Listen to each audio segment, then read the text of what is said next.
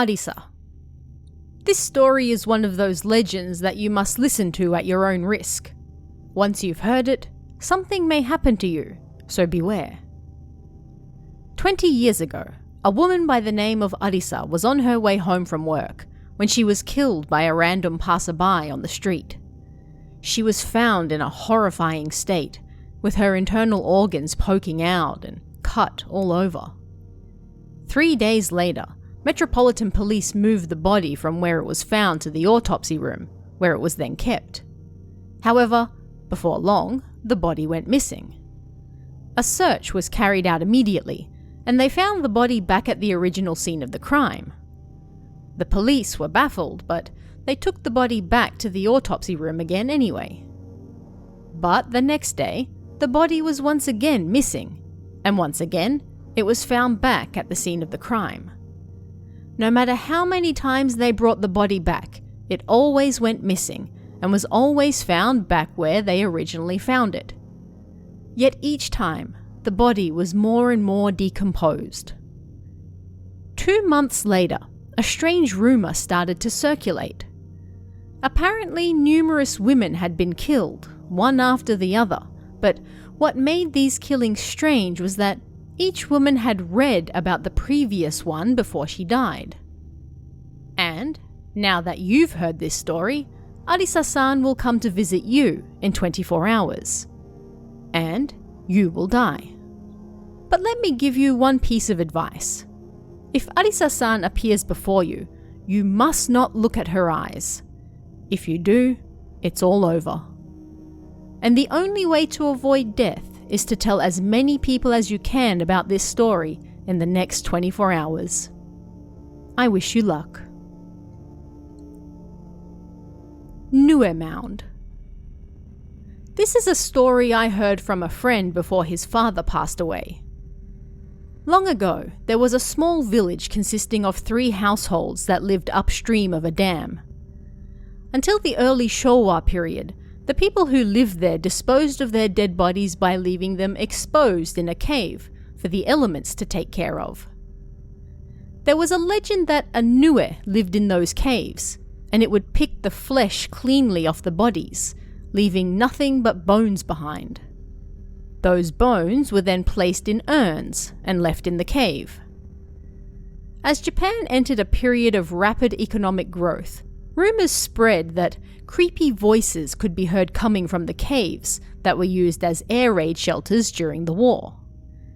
3 local youths were drinking one night and decided to visit the caves to check the rumors for themselves. They returned safely, but they brought with them the carcass of some large, unknown beast. Locals were overjoyed and praised the boys for bravely killing the monster. But before long, the men who killed the beast died suddenly. A funeral was held and the bodies cremated, their bones fully turned to ash. But soon rumors began to spread that the men had been cursed, and commotion grew. A local, unable to bear these rumors any longer, denied that it was a curse, but insisted that it was simply a malfunction of the furnace. Either way, a small mound was built next to the cave to appease the spirit of the beast, and the locals called it the Nue Mound. And after a dam submerged the area, nobody spoke of the mound again.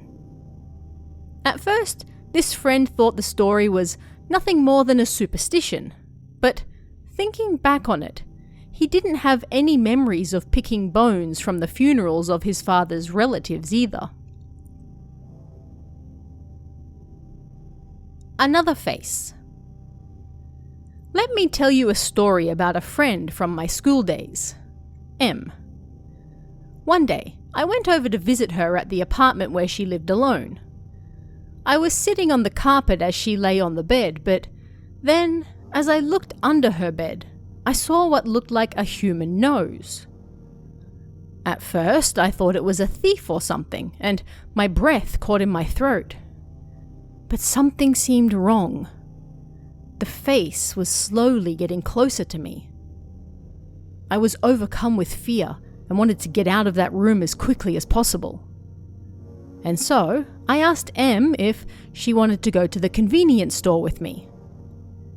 Em looked at me strangely, but somehow I got both of us out of the apartment. Once we reached the brightly lit convenience store, I told her about the face I saw under her bed. First, I saw a nose, and then as it got closer, it turned into a whole face. But this face, with its eyes closed, was Em's face. Hearing that, Em turned pale and started crying, saying she couldn't go back to the apartment. I tried to calm her down, and then we went to a nearby bar. Em drank numerous rounds of shochu, perhaps trying to escape from her fear. But before we left, she said she needed to use the toilet. I waited for her out the front while she went in. I heard the sound of water flushing, and then a thumping sound, like something had hit the door. Something seemed wrong, so I knocked on the door.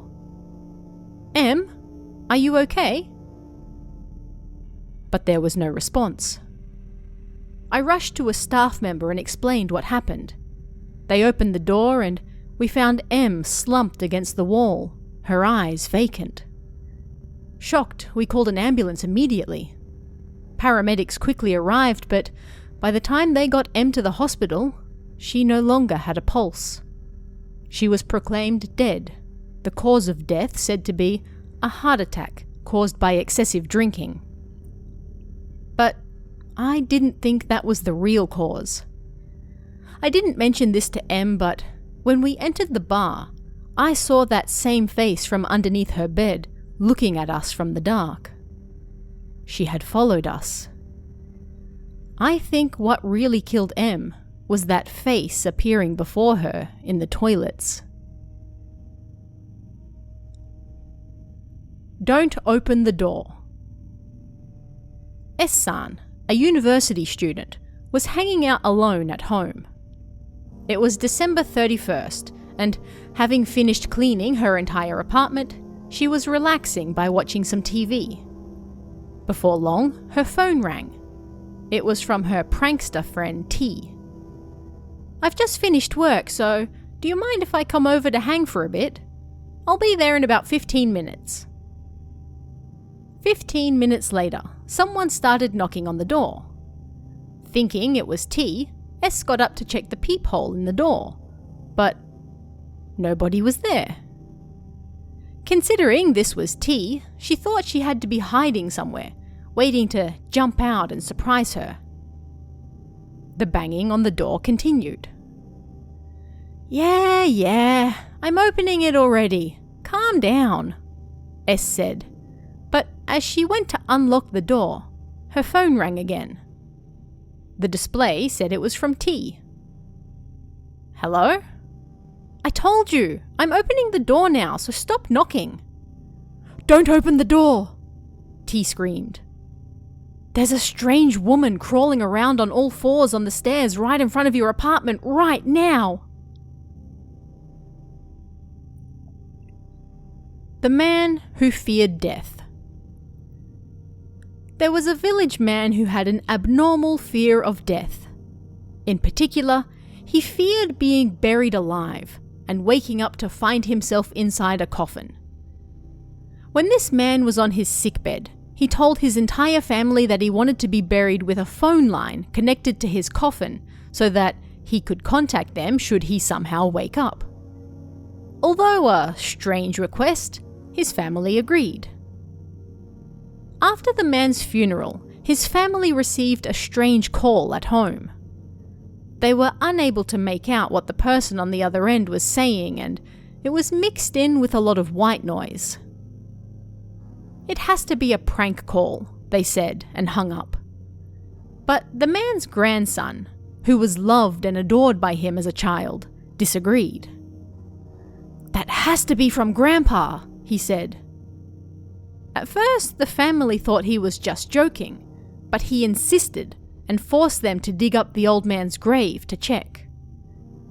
In the end, they dug the man's grave up 5 days after the strange call. When they opened the coffin lid, They were shocked. The inside of the lid was covered in scratches, and the old man, now actually dead, had a horrifying expression of hatred upon his face.